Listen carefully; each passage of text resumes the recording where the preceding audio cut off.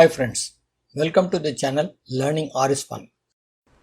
In our last video, we have seen the vector data type made up of different atomic data types such as numerals, characters and logical values.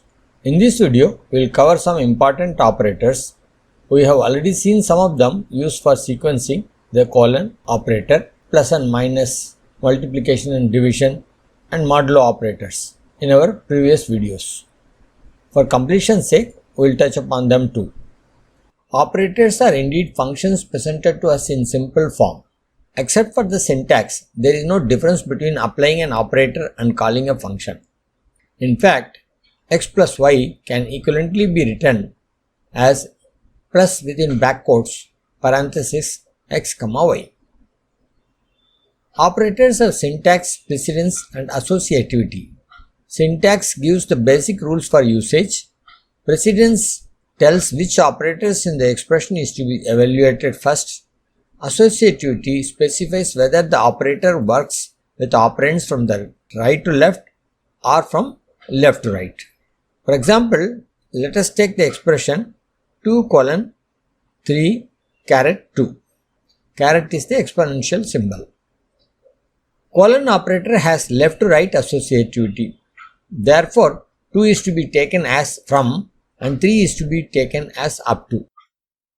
Also, exponent operator has right to left associativity and hence 2 is to be taken as the power and 3 is to be taken as base and its power raised. Now we have a dilemma.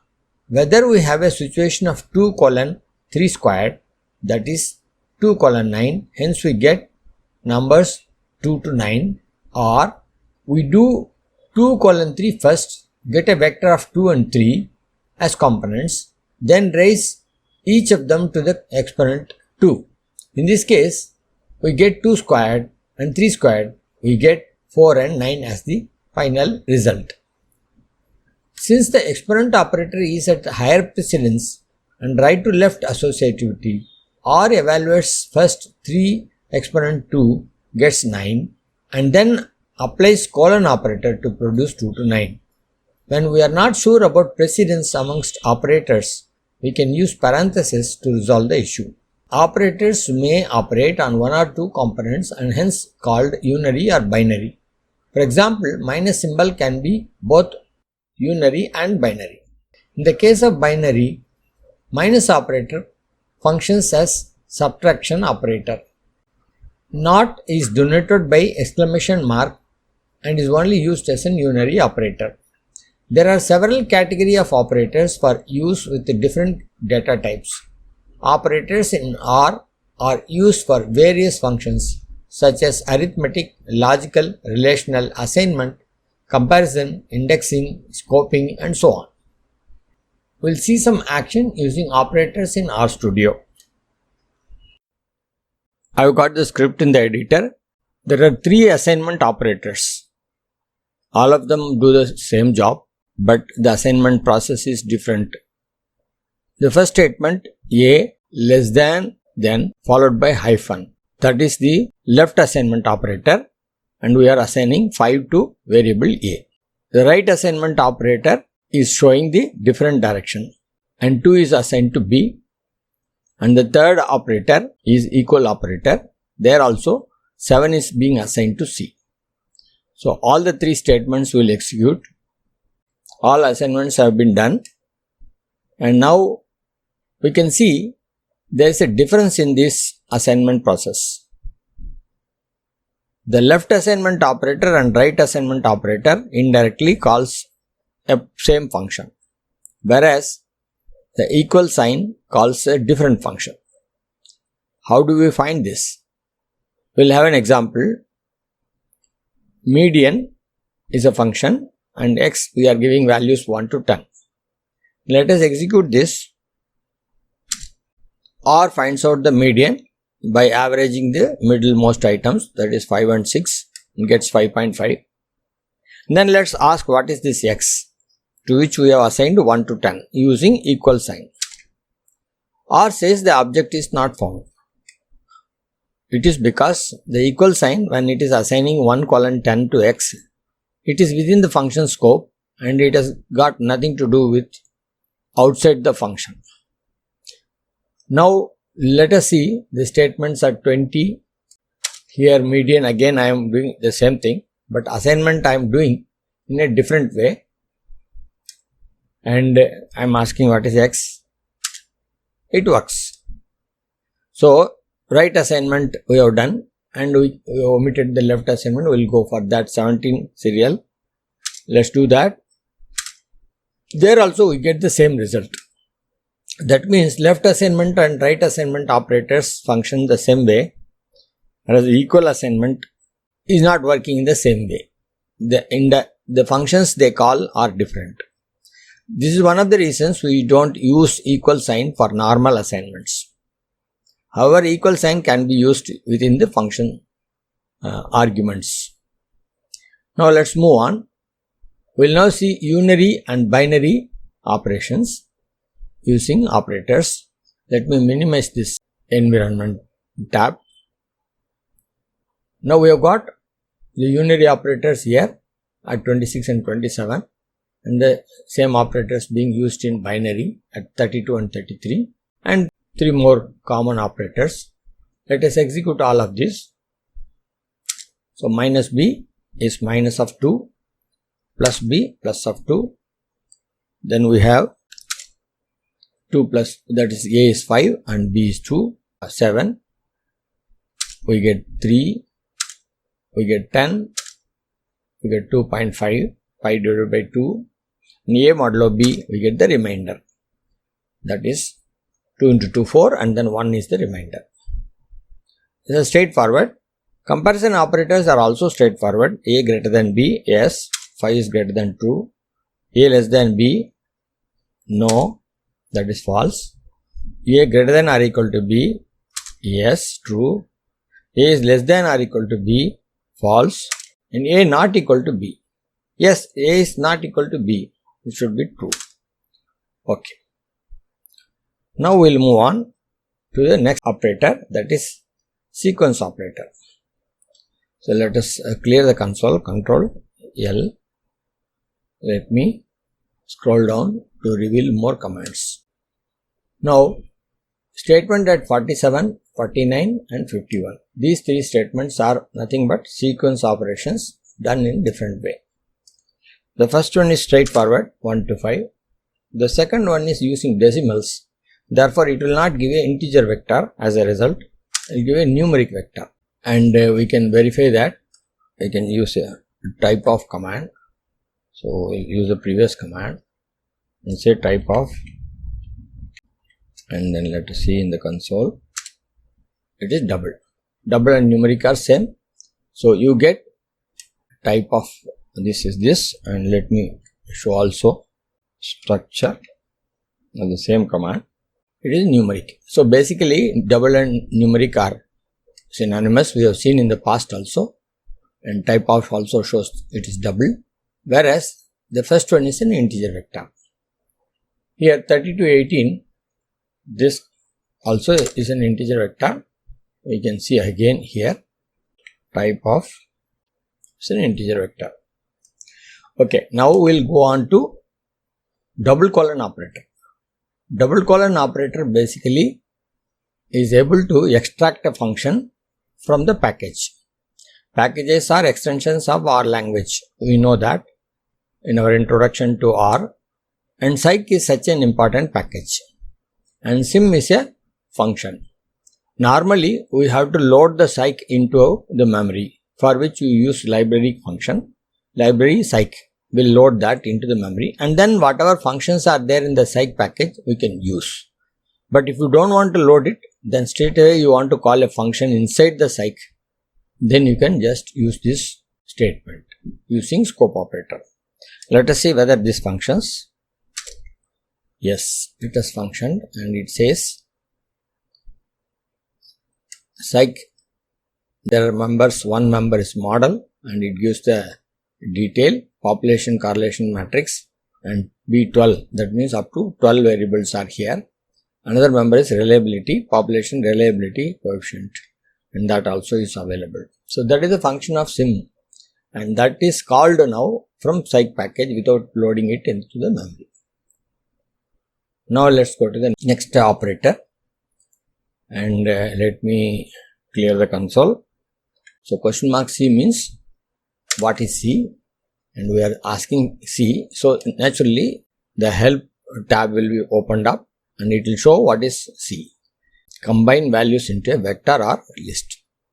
So now this can be expanded to see the full text, and here you find lot of information.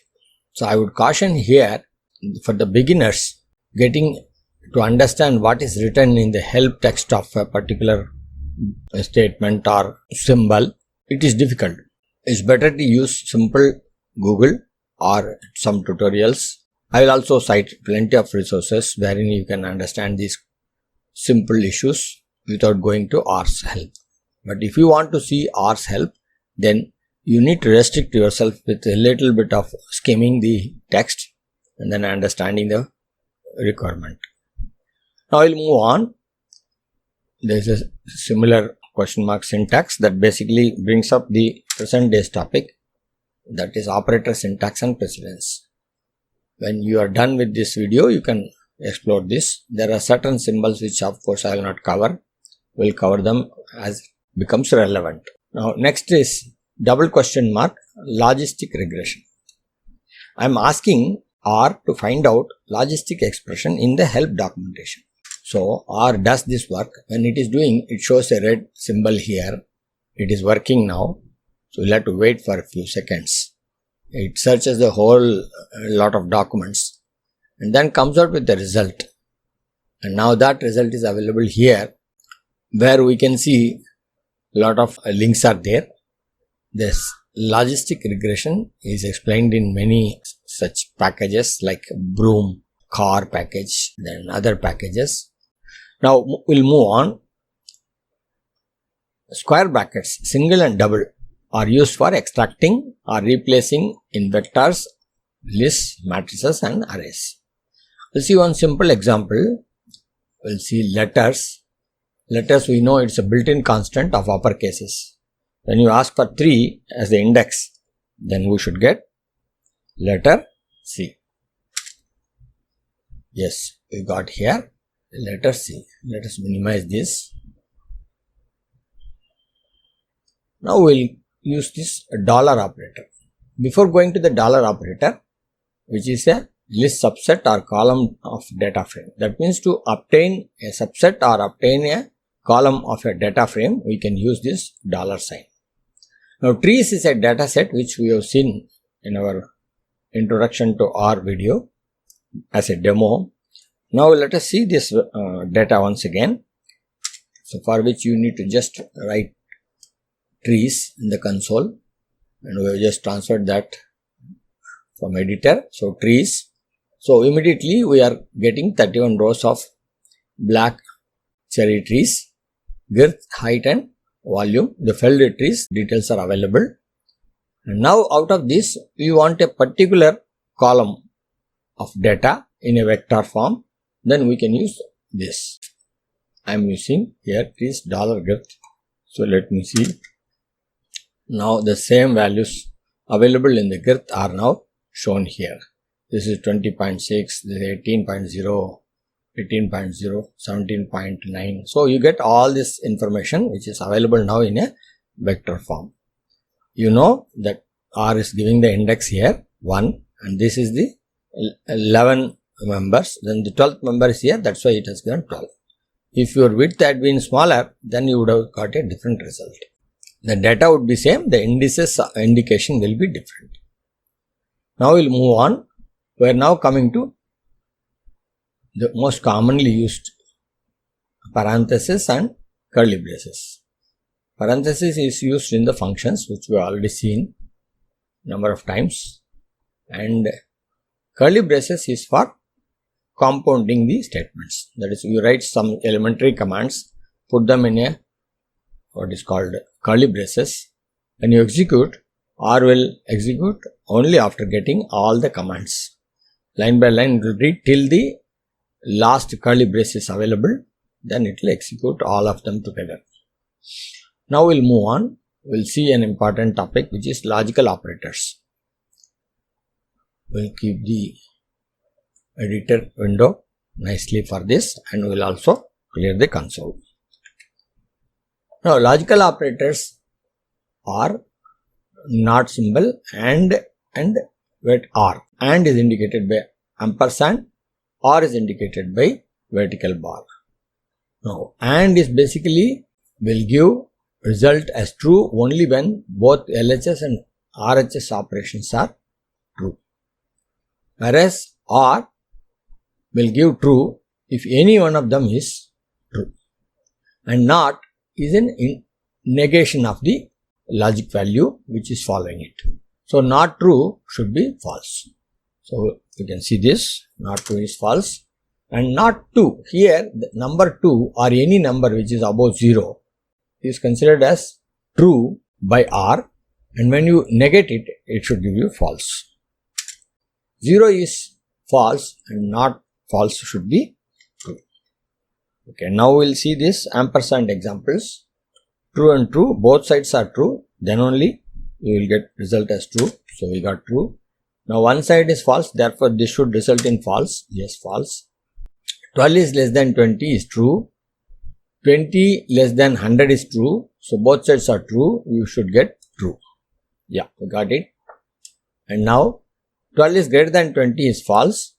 20 is less than 100 is true. But this is false. So one side is false. So you should get false.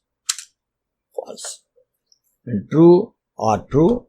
This should be true.